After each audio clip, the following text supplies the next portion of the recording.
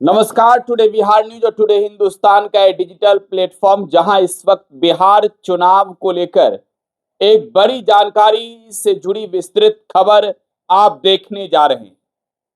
मेरा नाम है प्रकाश सिंह और आपको इस रिपोर्ट में बताने जा रहा हूं कि बिहार के चुनाव में इस वक्त चल क्या रहा है। देखिए, बिहार में विधानसभा के चुनाव इसी साल होने हैं और ऐसे आसार हैं कि सितंबर माह के पहले सप्ताह में आधिकारिक रूप से चुनाव आयोग चुनाव के तारीखों की घोषणा कर दे। लेकिन इससे पहले एक और बड़ी खबर आपको दे दे। बड़ी खबर यह है कि आरजेडी अध्यक्ष लालू प्रसाद यादव अस्पताल से डिस्चार्ज हो चुके हैं। लालू यादव ने फिर से कमान संभाल लिया है। देखिए, 2020 के चुनाव को जीतना है और इस रणनीति पर बिहार में महागठबंधन भी काम कर रही, एनडीए भी और जनसुराज सहित वो तमाम पार्टियां जो बिहार चुनाव लड़ने को तैयार है। तो महागठबंधन के अंदर इस वक्त तक जो है वो आप कह सकते हैं कि नेतृत्वकर्ता पर जो है वो सवाल उठ रहे हैं। लेकिन अब घड़ी आ गई है। देखिए, लालू प्रसाद यादव ने मोर्चा संभाल लिया है, कमान संभाल लिया है और लालू यादव ने एक बड़ी बैठक भी बुला दी है। तो ये बड़ी जानकारी है कि लालू यादव ने बड़ी बैठक बुलाई है और इस बैठक पर ही विस्तार से चर्चा करेंगे हम। 2 दिनों तक ये बैठक चलने वाली है, 23 अप्रैल और 24 अप्रैल। लालू यादव खुद मौजूद होंगे इस बैठक में। इससे पहले जो महागठबंधन की पहली बैठक हुई तेजस्वी यादव के नेतृत्व में हुई और वो बैठक राजधानी पटना के वीरचंद्र पटेल पथ स्थित राष्ट्रीय जनता दल के कार्यालय में हुई। लेकिन अब ये जो बैठक होने जा रही है दोस्तों, ये बैठक लालू प्रसाद यादव के आवास 10 सर्कुलर रोड स्थित राबड़ी आवास पर होने जा रही है। तो कुल मिलाकर लालू यादव जो है वो अब मंथन करेंगे। अब लालू प्रसाद यादव ने खुद से ही जिम्मेवारियां संभाली है। लालू प्रसाद यादव जो है वो खुद से ही अब पूरी तरीके से मोर्चा संभाल कर मैदान में उतारेंगे नेताओं को। तो देखिए, बिहार में मौजूदा समय में महागठबंधन के अंदर आरजेडी है, कांग्रेस है, लेफ्ट है और वीआईपी है। बिहार में लेफ्ट और वीआईपी को तेजस्वी यादव का चेहरा मंजूर है। लेफ्ट के नेता भी खुलकर बोल रहे हैं, वीआईपी के सुप्रीमो मुकेश सहनी भी खुलकर बोल रहे हैं। लेकिन तेजस्वी यादव के चेहरे पर खुलकर बोल कौन नहीं रहा, तो वो कांग्रेस के नेता है। अखिलेश प्रसाद सिंह राज्यसभा में एमपी हैं, कांग्रेस के अध्यक्ष रहे हैं और हाल ही में उनसे अध्यक्ष पद पार्टी ने छीना और राजेश राम को सौंप दिया। लेकिन अखिलेश प्रसाद सिंह जब दिल्ली से पटना लौटे तो अखिलेश सिंह ने कह दिया कि तेजस्वी यादव ही तो चेहरा होंगे, और कौन होगा जी, इसमें कोई बट है। तो देखिए, अब बिहार की राजनीति में इस बयान पर भी मायने निकाले जाने लगे हैं। पटना का वो जन विश्वास महारैली की बात, लालू यादव का बयान लोग याद कर रहे हैं कि लालू यादव ने क्या कहा था अखिलेश सिंह को लेकर, और क्या यही वजह है कि छुट्टी कर दी गई अखिलेश सिंह की चुनाव से पहले। लालू यादव ने कहा कि अखिलेश कोई मांग के राज्यसभा नहीं गए हैं, हमने भेजा है अखिलेश सिंह को राज्यसभा। जाहिर सी बात है, बिहार विधानसभा में संख्या बल के अनुसार अगर आप देखें तो कांग्रेस की संख्या उतनी नहीं है। तो जाहिर सी बात है कि वैसाखी तो चाहिए। अब वैसाखी पर चलना है तो लालू यादव का सहारा चाहिए। लालू यादव ने अखिलेश सिंह के चेहरे पर समर्थन ही नहीं जताया बल्कि उन्हें राज्यसभा भेजा, इस बात को खुले मंच से भी कहा।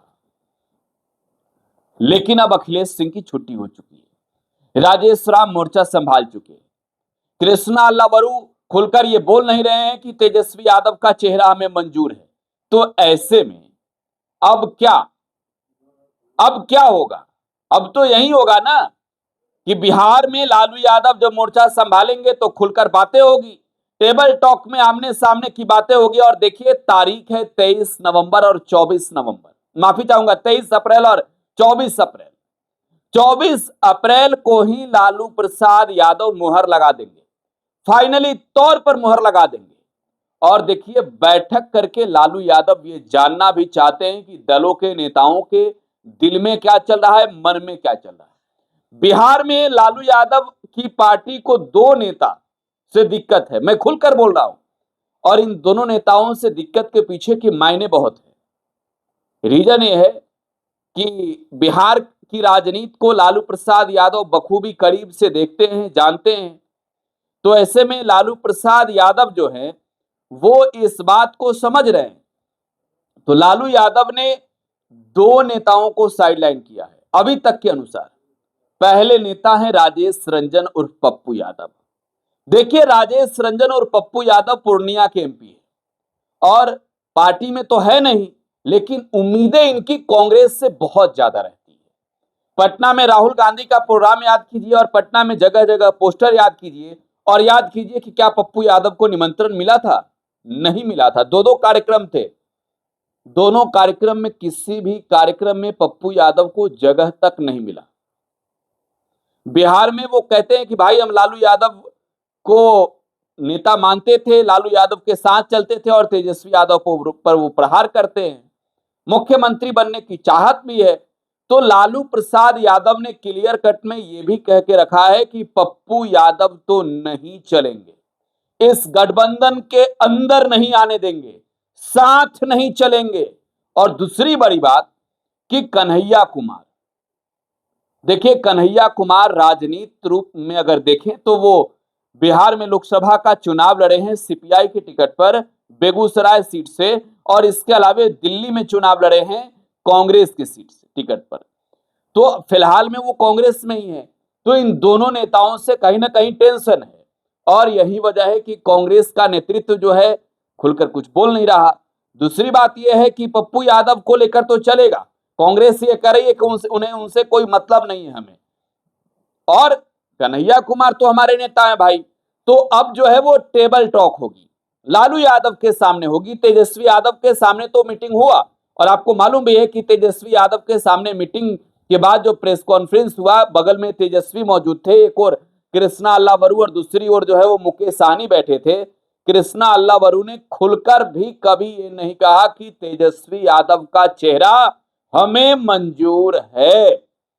राजेश राम ने कभी खुलकर ये नहीं कहा कि तेजस्वी यादव का चेहरा हमें मंजूर है। अब अभी इन्हीं चीजों में माथा पीछी है तो भाई बिहार का चुनाव कैसे जीतेंगे? तो देखिए, लालू प्रसाद यादव बिहार की राजनीति के मजे हुए खिलाड़ी हैं। गठबंधन को भी कैसे साथ लेकर चलना है ये बात भी बखूबी लालू यादव जानते हैं। सबसे बड़ी प्लस पॉइंट क्या है कि कांग्रेस को बिहार में अपना वजूद मालूम है। इस मीटिंग से पहले जब बिहार के बक्सर में रैली हुआ मल्लिकार्जुन खड़गे का, कांग्रेस प्रेसिडेंट का, तो वहां रैली में जितनी कुर्सियां खाली थी, कांग्रेस नेतृत्व ने, बिहार नेतृत्व ने एक्शन लिया और बक्सर के जिलाध्यक्ष को सस्पेंड तक किया गया, बक्सर के जिलाध्यक्ष को हटा दिया गया। जाहिर सी बात है कि कांग्रेस अगर अपनी ताकत पर बिहार में आएगी, अगर आरजेडी नहीं हुई तो वजूद का ठिकाना लग जाएगा, मालूम चल जाएगा। लिहाजा मजबूरी भी है। मजबूरी किस बात को लेकर है, ये तस्वीर ही तो बयां कर रही है सब कुछ। अब देखिए, कांग्रेस के लिए जरूरी कहिए, मजबूरी कहिए, आरजेडी तो चाहिए। बिहार में अगर चलना है तो आरजेडी चाहिए। कांग्रेस को अपना असल में वजूद मालूम है।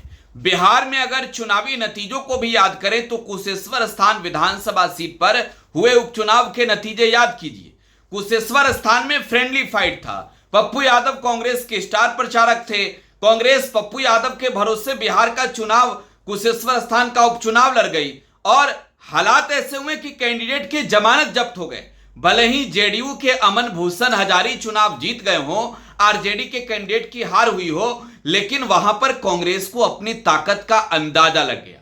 तो देखिए, बिहार में जो कांग्रेस के कैडर वोटर हैं वो राष्ट्रीय जनता दल के लिए समर्पित वोटर हैं और लालू यादव बखूबी इस बात को जानते हैं। लेकिन हां, गठबंधन रहे, कांग्रेस भी साथ रहे, ये लालू यादव भी चाहते हैं, तेजस्वी यादव भी चाहते हैं।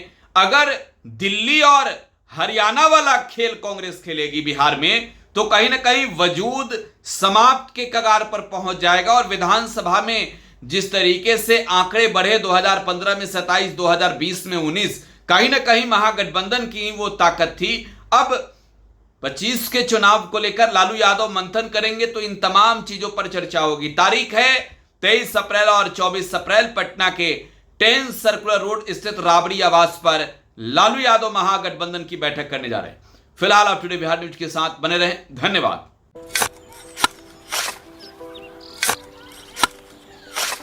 नई का साल मुबारक हो चाचा। हाँ मुबारक। जब तक की सरकार बा तब तक नया साल मुबारक कहाँ। का बात करत बाड़?